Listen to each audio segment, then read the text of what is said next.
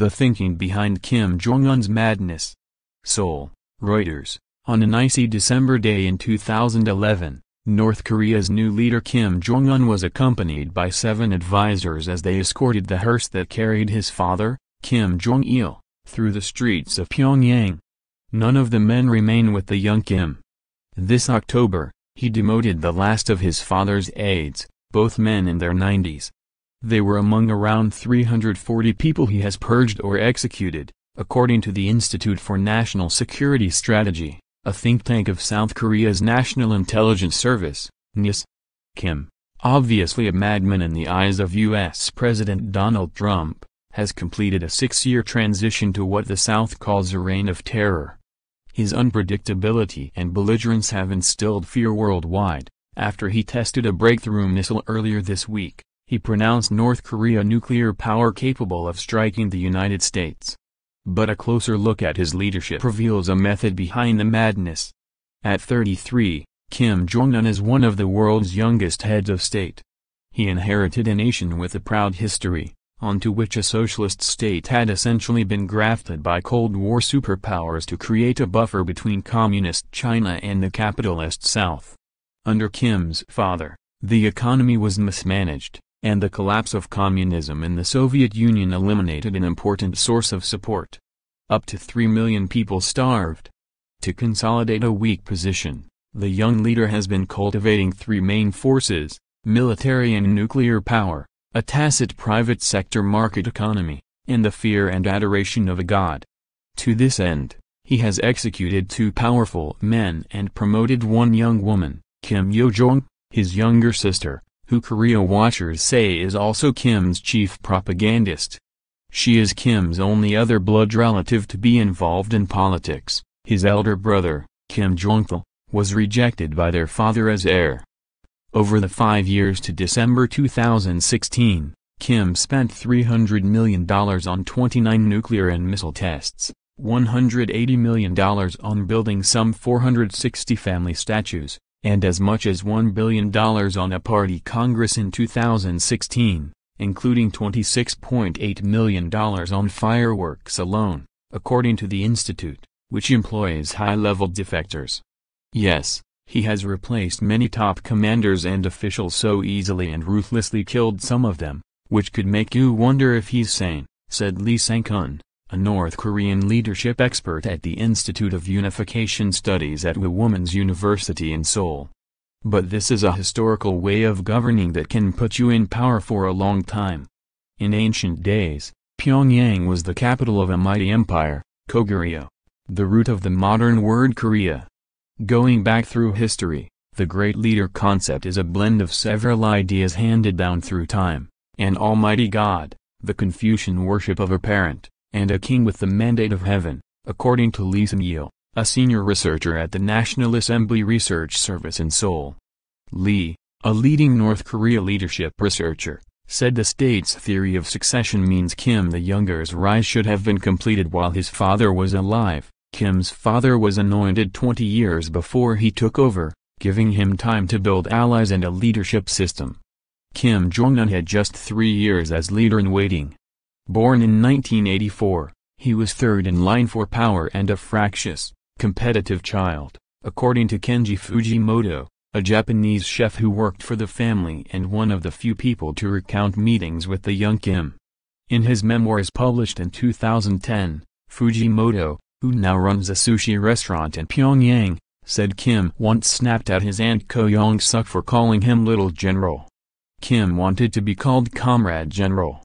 When Kim Jong Il knew his young son would soon succeed him, researchers have said, the father took several measures to protect the boy.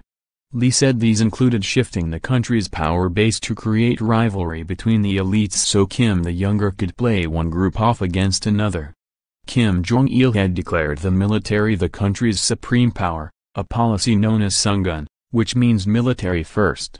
At a party conference in 2010, he changed the setup so the military had to compete with the party administration for the leader's favor. Poor man's weapon military strategy was the first thing Kim changed. His father had used the promise of nuclear disarmament as a bargaining chip for aid, and in February 2012, Young Kim started in his father's footsteps, promising to freeze North Korea's nuclear program in return for food aid from the United States. But weeks later he changed tack, saying North Korea would fire a long-range rocket. The negotiations were carried on as the legacy of Kim Jong Il, said Woo Sung-lak, a former South Korean envoy to talks in 2011 that contributed to the February deal. Since then his strategic thinking has shaped up. In Kim's view, Saddam Hussein of Iraq and Muammar Gaddafi of Libya were fatally weakened by not having nuclear weapons, North Korean media say. History proves that powerful nuclear deterrence serves as the strongest treasured sword for frustrating outsiders' aggression, the official KCNA news agency said in an editorial in January 2016. North Korea is racing to achieve a nuclear deterrent because the state feels threatened, worrying particularly that Kim may face a fate like Gaddafi. The Libyan leader agreed in 2003 to eliminate his weapons of mass destruction. In 2011, he was killed by rebels that the United States and its allies had supported. Months after Kim's accession, North Korea updated its constitution to declare itself a nuclear weapons state. One leading pallbearer at Kim Jong Il's funeral was Ri Yong-ho, chief of the General Staff of the Korean People's Army. Kim sacked him in July 2012. South Korean intelligence later confirmed that Ri had been executed. By December 2012, North Korea had carried out another, successful, rocket test. In 2013, Kim outlined a new policy, the Pyongyang line, or parallel development, to combine the nuclear buildup and economic growth. A nuclear deterrent is essential to that, says Tae Yong-ho, North Korea's former deputy ambassador to London, who staged a high-profile defection to South Korea in 2016. The threat of absolute destruction makes a nuclear bomb a poor man's weapon with which to tighten control of the country and ensure long-term rule, Tae said. Once he has assumed control of usable nuclear weapons, he has more room to allocate resources more flexibly, and allocate the military forces for civilian construction, said Tae. Foolish dream. North Korea spends about a quarter of its GDP on defense. Russia's President Vladimir Putin has said Kim Jong Un would have his people eat grass rather than give up its nuclear program. But with a legacy of famine, Kim also says he wants to boost people's prosperity. The former chef, Fujimoto, said that on one summer break from school in Switzerland in 2000, the young Kim was preoccupied with a visit to Beijing his father had made. "Let's talk," Fujimoto recalled the future leader saying over drinks on his father's private train. "I hear from higher up that China seems to be succeeding on many fronts, engineering, commerce, hotels, agriculture, everything," Kim said. "In many ways, don't we need to take them as a model example for us?" In 2012, shortly after taking power, Kim went a small way to mimic reforms China made in the 1980s. Farmers were allowed to keep most of the harvest. State enterprises were given the right to buy and sell at market prices and to hire and fire workers. Private entrepreneurs and traders were encouraged to invest in state projects or with party and military entities. Kim also began to turn a blind eye to informal markets, a force his father tried in vain to contain. That April, Kim addressed the nation, the first time in 17 years North Koreans had heard the voice of their leader. "It is the party's steadfast determination to ensure that the people will never have to tighten their belt again," he said. Outsiders hoped the reform signaled a new political openness as Kim drove to promote the North in the world. In 2012, Antonio Razzi, an Italian senator for Forza Italia who calls himself the only Italian to have met the leader, said Kim had asked him to find training facilities for soccer players in Italy. "I have talked with many North Korean local leaders," Razzi said. "They have no plan to attack anybody. North Korea is interested in nuclear only as a form of defense." Kim worked to ensure the economic freedom would not unseat him. Also escorting his father's funeral car in 2011 was Jang Song-thaek, an administrator at the vanguard of the reforms. He was married to Kim Jong Il's sister, was a special envoy to China and had overseen a host of new special economic zones all over the country. In December 2013, Jang was hauled out of the Politburo in front of the cameras and accused of plotting a coup. Jang dreamed such a foolish dream, state media said, adding Jang hoped his reformist plans would help him get recognized by foreign countries. Jang was shot dozens of times by an anti-aircraft gun and his remains removed with a flamethrower, according to South Korea's National Intelligence Service, NIS, an account no one has confirmed. Development dictator from that point on, Kim honed his personality cult. On the day Jang's purge was announced, North Korea's official daily The Rodong Sinmun unveiled a song dedicated to Kim Jong Un, titled We Know Nothing But You. More were to follow.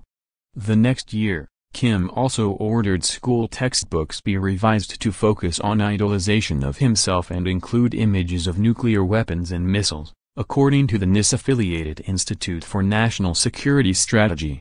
The idolization campaign kicked into high gear in 2016, focused on pop culture and youth. Kim's chosen female singers, the Maranbong Band, staged a series of musical performances and plays calling for loyalty to the leader, while the Shock Brigade, a crew of young North Koreans in charge of major economic construction, produced about 1,200 poems and other literary works, the institute said. He has linked his own legitimacy to improving the economic situation in the country, said John Dillery of Seoul's Yonsei University. Kim Jong Un wants to become a development dictator. At home, he casts himself as a bringer of plenty. In 2015, almost half the times he was photographed were at economic events, data from Seoul's Unification Ministry shows. Only this year, as his weapons tests multiplied and met an angry response in the United States, have military appearances come back into prominence.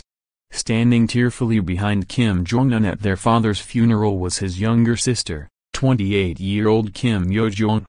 On the same October day that Kim dropped the last two of his father's aides, he included her in his Politburo. Kim Jong Il, their elder brother, leads a quiet life in Pyongyang where he plays guitar in a band, according to former Ambassador Tae.